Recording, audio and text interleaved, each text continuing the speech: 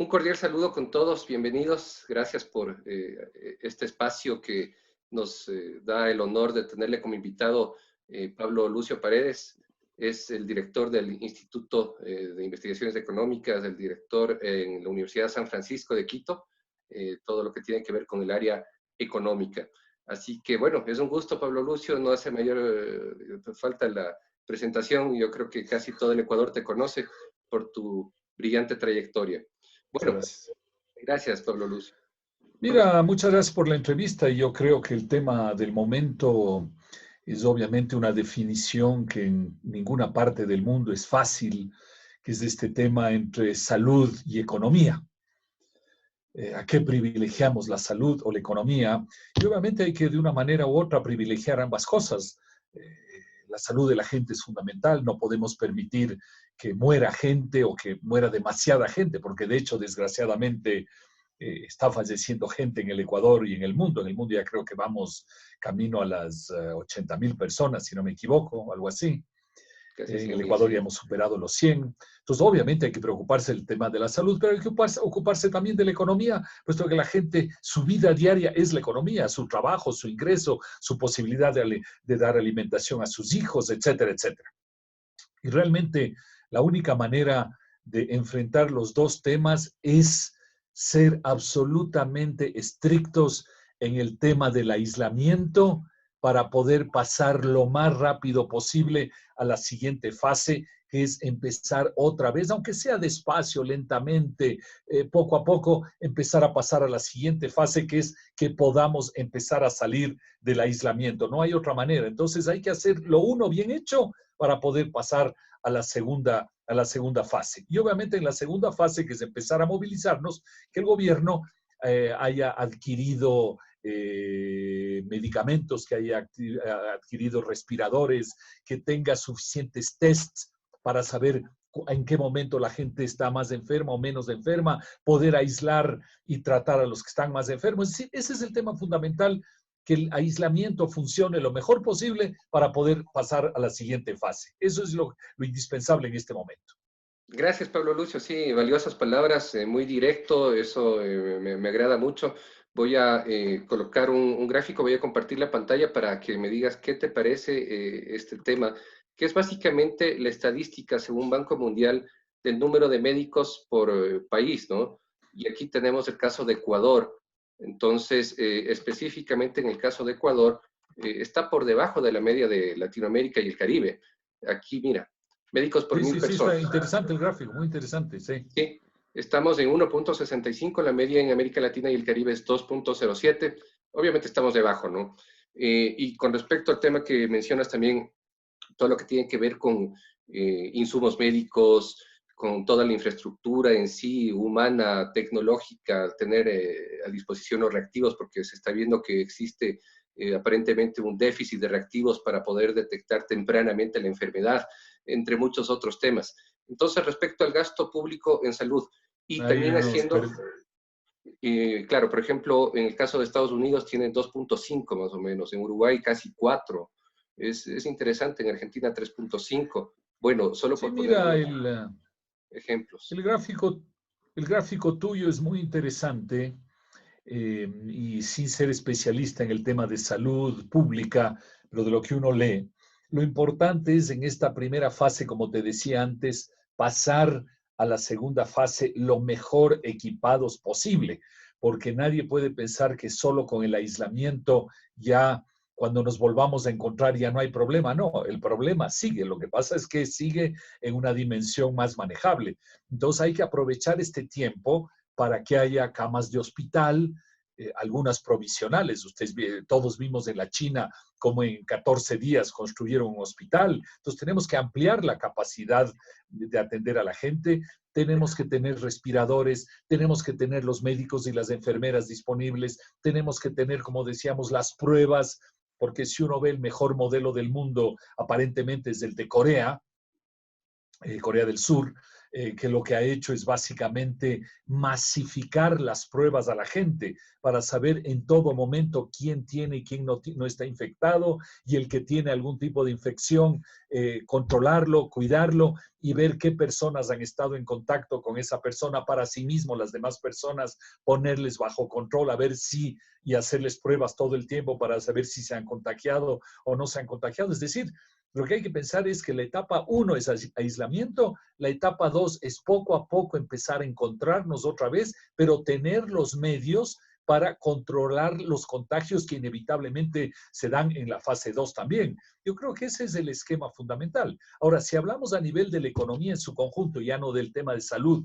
como te digo, yo no soy especialista en ese tema, en la economía lo que necesitamos es tener organización y recursos para poder atender varias cosas, y son tres las que tenemos que atender básicamente. La primera, obviamente, es la salud de la gente, como acabamos de decir.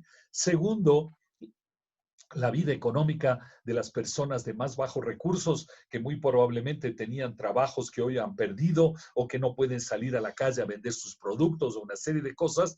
A esas personas hay que darle apoyo en alimentación y un ingreso adicional para que puedan comprar productos básicos y continuar su vida, eventualmente pagar el arriendo, en fin, hacer las cosas que puedan hacer. Entonces necesita recursos para ayudar a la gente en alimentación, luego de la salud, en alimentación y un ingreso básico para que puedan mantenerse mientras no tienen empleo.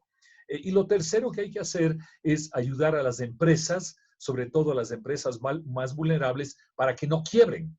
¿Cómo se logra que las empresas no quiebren? No hay muchos mecanismos. En el mundo todo el mundo hace lo mismo, que es diferir impuestos, o sea, no obligarles a pagar impuestos en este momento, diferir pagos de servicios, diferir aportes a la seguridad social, diferir deudas, es decir, los pagos que tienes en la vida, tratar de empujarlos hacia el futuro. Pero ojo, salud, apoyo a la gente y apoyo a las empresas tiene un costo importante, entonces hay que sacar dinero de algún lado, ¿no?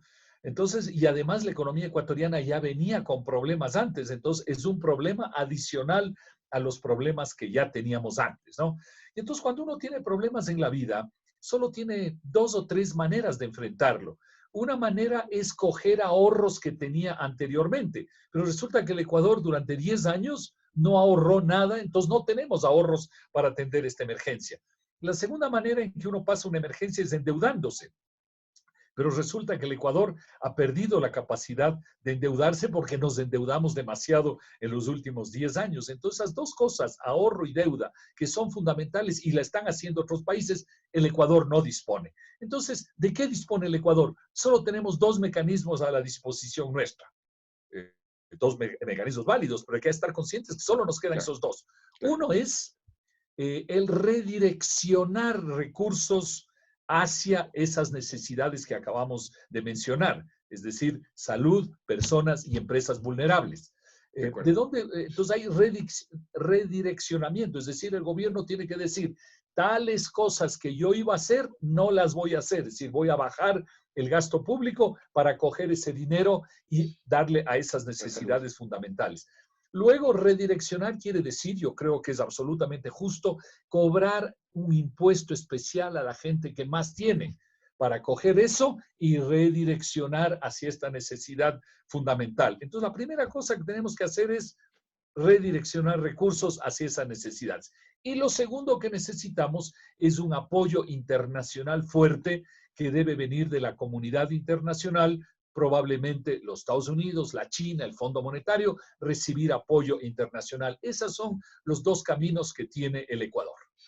Perfecto, sí, hemos mencionado aquí unos aspectos fundamentales. Igual me permito nuevamente compartir la pantalla para corroborar el tema pues, de lo que hemos conversado en este momento. Voy a compartir unas estadísticas respecto al COVID, cómo se encuentra actualmente. La parte, pues, aquí está. Vamos a chequear cómo son las estadísticas del mundo. Bueno, de una población de casi 8.000 millones de personas, el porcentaje de COVID, de contagios de 0.01%, los confirmados ya casi 1.200.000, los nuevos casos casi 80.000. hay una tasa de mortalidad del 5.5%.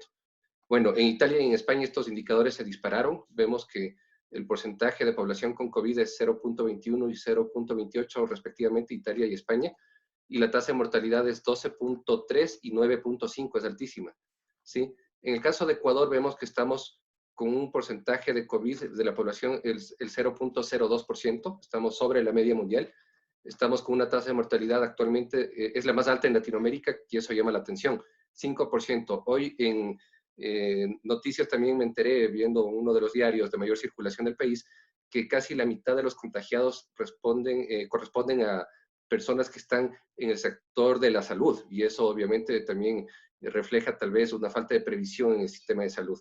Y para complementar, un gráfico que quiero también para consultarte en este momento es respecto a reservas, ¿no? Quiero ver el tema de reservas. Aquí está, como porcentaje de deuda externa, el promedio entre 2007 y 2016, 10 años de promedio, vemos que el promedio en América Latina y el Caribe ha sido 51%. En el caso de Ecuador no llega pues ni el 20% reservas como porcentaje de deuda externa.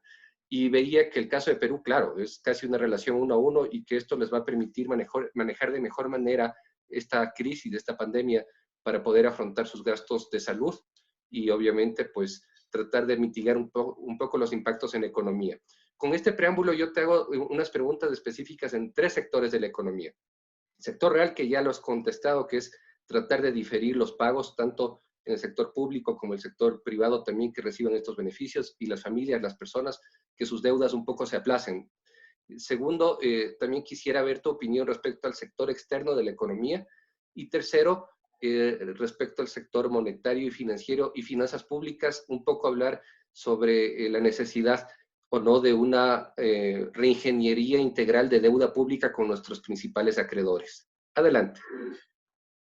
Sí, mira, como decíamos, el sector real se va a ver muy impactado, las empresas están cerradas, la gente no puede salir a trabajar. Peor impacto no puede haber, porque lo más grave en la economía es que no podamos producir e intercambiar. Entonces tenemos ese impacto muy, muy fuerte en todos estos meses y ojalá dure lo menos posible. Entonces ahí hay que hacer lo que decíamos, que es Perdón, una apoyar interrupción con... nomás. No sé si es que la pantalla se compartió, qué pena, creo que no se llegó a compartir. Pero bueno, No, no, después. pero tú ya me comentaste los Sí, números, así que sí, está sí, muy bien. Sí. perfecto. Por eso te digo, entonces primero es el impacto en Ujú. el sector real, es muy grande, hay que tratar de evitar que dure demasiado tiempo, por eso hay que volver un momento dado a que la economía funcione, la gente otra vez pudiendo salir a intercambiar, hay que hacerlo con cuidado, con precaución y todo lo que sea, pero algún momento dado hay que volver a eso.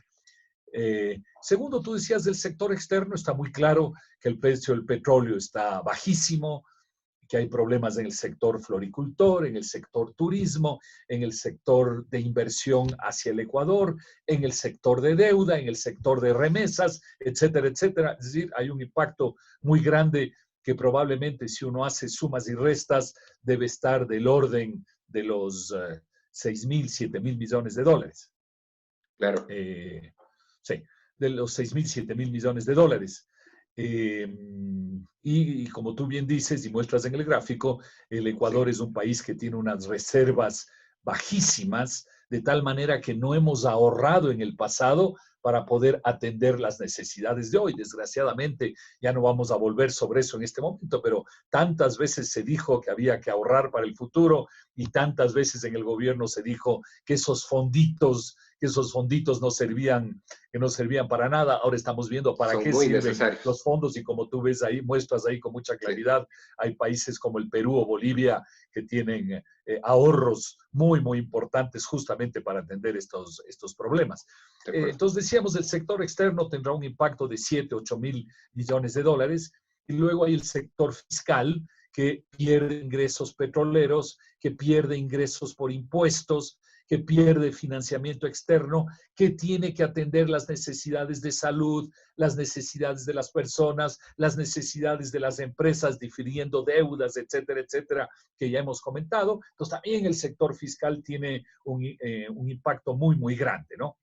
Y entonces todas Por estas supuesto. cosas juntas, el sector real, el sector externo, el sector fiscal, solo pueden ser atendidas, y vuelvo sobre el tema, por un lado, redireccionando recursos, es decir, repriorizando recursos dentro de la economía, De y acuerdo. segundo, teniendo un apoyo internacional importante. Y ahí viene el tema de la deuda que tú mencionabas, ¿no? Y entonces ahí hay dos estrategias posibles y creo que a cualquier persona nos sucede exactamente lo mismo, o sea, no es una cosa misteriosa. Una estrategia es que tú dices, yo no pago lo que debo porque no tengo para pagar. Y es cierto, el Ecuador no tiene para pagar, pero una primera estrategia puede ser decir, vea, yo no pago y punto. ¿Ok? Y entonces con eso probablemente nos ahorramos alrededor de unos 4.000 millones de dólares al año, que es una cantidad de dinero muy importante, pero al Estoy viendo el hacerlo de gráfico. esta manera, perdemos los préstamos que nos iban a De dar. acuerdo, de acuerdo. Entonces hay que estar consciente. Una persona dice, yo digo, cuando alguien plantea esa estrategia de decir simplemente no pagamos la deuda, yo le digo a las personas, bueno, ¿y por qué usted no va al banco y no les dice lo mismo? Les dice simplemente, vea, yo no le pago y está resuelto el tema. La gente en general no hace eso. ¿Por qué? Se Porque la cierran las gente puertas. siente que al final acaba perdiendo con De eso. acuerdo. Entonces, como digo, una estrategia errada sería simplemente decir, vea, yo no pago, me ahorro los 4.000 millones. Sí, te ahorras 4.000 millones, pero dejas de recibir lo que tenías previsto recibir. Entonces, probablemente al final no te estás ahorrando 4.000, te estás ahorrando 1.000 o 2.000 millones, ¿no? Así La es. otra estrategia que tiene más sentido es ir donde los acreedores, la banca internacional, la China, los organismos multilaterales, y decirles, señores, yo lo que les debo, Más una plazo. parte les voy a pagar, una parte no les voy a pagar, pero Ujú. negociemos. Exacto. Pero a mí lo que más me importa es recibir dinero adicional, es lo que más me importa. De tal manera que si yo sumo lo que me van a dar menos lo que pago, me queda un remanente importante para la Por economía. supuesto. Entonces, lo importante es hacerse la pregunta en cualquier estrategia, tomando en cuenta lo que me van a dar, menos lo que voy a pagar, cuánto me queda de diferencia para mí. Eso es lo mucho más importante. Es igual que la tarjeta de crédito. Yo digo a la tarjeta de crédito, le pago tanto, pero me queda, pero la tarjeta me da un adicional de tal manera que me da un oxígeno para seguir funcionando, ¿no es cierto? Entonces, De es lo acuerdo. importante. Entonces, la mejor estrategia para el Ecuador hoy es negociar con cada uno, ver qué parte se paga, qué parte no se paga, pero de manera negociada, y pedirle a la comunidad internacional que nos ayude con un adicional, que es lo que necesitamos. ¿Cuánto es lo que nosotros necesitamos adicional? Necesitamos alrededor de 6.000 6 mil millones de millones de dólares. dólares adicionales. Es lo que necesitamos. De De acuerdo. esos 6.000, aparentemente ya se ha conseguido unos 3.000 millones. Nos faltarían otros 3.000 millones adicionales por conseguir. Entonces, esa es un poco la magnitud de lo que tenemos que hacer en el Ecuador. Algunas cosas internamente y otras cosas externamente. De acuerdo, aplaudo esa manera pragmática de ver la economía, el punto de partida de decir, bueno, en este momento el ser humano es la prioridad, el tema de salud, debemos volcar los recursos a atender esta prioridad Claro. que es a nivel mundial y que, bueno, eso nos permitirá también a futuro ir saliendo de esta crisis puntualmente con finanzas públicas, pues necesitamos reorganizar nuestras finanzas públicas, no dejar de pagar, eso sería obviamente un suicidio económico en la comunidad internacional, pues dejaríamos de recibir, dejaríamos de tener esa relación con los multilaterales y eso no nos conviene, con nuestros prestamistas no nos conviene. En segundo lugar, pues lo que planteas también el tema de reservas que estábamos viendo, que sí, no es llover sobre mojado, sino ver para adelante. No sabemos a futuro qué otras realidades pasaremos, Dios no quiera, desastres naturales, etcétera. Entonces debemos tener esos fonditos que son tan necesarios, que tanto se los denostó y queda demostrado cómo ahora, por ejemplo, Perú no la va a pasar tan mal y va a poder direccionar esos recursos de esas reservas. Y Exactamente. tercero, el tema, pues, que yo sí también aplaudo es el hecho de ver el sector real de la economía, cómo diferir estos pagos para que ahorita se salvaguarde el tema del empleo, de la demanda, de la producción en general dentro de un entorno tan complicado. Y bueno, para terminar simplemente después de estas conclusiones que escucho de una manera muy enriquecedora de tu parte, quisiera también aplaudir esa actitud positiva que has mantenido en redes sociales de ser propositivos, ¿no? de buscar mecanismos de solución, de no entrar en un campo en el que en Ecuador existan roces innecesarios en este momento, sino de construir soluciones. ¿Qué mensaje también puedes dar en este momento a la comunidad en general, Pablo Lucio? Sí, para terminar, yo quisiera decir dos cosas. La primera, que a lo que hemos conversado hay que agregarle otro punto muy importante, que es una reforma laboral en el Ecuador. Claro. Y la reforma laboral no es para aprovecharse de nadie, no es para, no es para dar gusto a alguien en contra de alguien. La reforma laboral es necesaria en este momento para poder empatar empresas y trabajadores. Y cuando pensamos en empresas, a veces pensamos en la gran empresa. No estamos pensando necesariamente en la gran empresa, estamos pensando en la empresa grande, en la mediana, en la De acuerdo. chiquita, que necesita encontrar alguna relación entre las necesidades de los empresarios y las necesidades de los trabajadores, porque no se puede decir simplemente el empresario puede despedir al trabajador como quiera, pero tampoco se puede decir el trabajador tiene una cantidad de derechos y esos derechos en medio de la crisis siguen siendo exactamente los mismos. Si una empresa, por ejemplo, está cerrada, no puede trabajar, ¿cómo puede seguir pagando el mismo, Imposible. el mismo trabajo, el mismo sueldo? Entonces hay que encontrar de buena fe un Flexibilidades. acuerdo entre trabajadores y empresarios para tener soluciones que permitan al trabajador seguir viviendo dignamente, pero le permitan a la empresa no quebrar. Porque si la empresa quiebra, es el trabajador al final también el que no puede volver, porque ya no hay la empresa, no puede volver donde trabajar. Entonces la reforma laboral sensata, de buena fe, entre ecuatorianos, sin querer nadie aprovecharse de nadie, es una cosa indispensable en este momento. Entonces, a partir de eso, mi última reflexión es un saludo a la gente y es pensar que en este momento no es el momento para estar pensando que yo soy el bueno y los otros son los malos, yo actúo bien y los otros actúan mal. No, todos tenemos que actuar dentro de la mejor buena fe posible, llegar a acuerdos dentro de lo posible, mirar a los demás como que son personas que están actuando lo mejor posible, no poner la llaga en las cosas que se hacen mal o la llaga en los problemas que hay, sino poner la mirada en las soluciones que podemos encontrar juntos los ecuatorianos.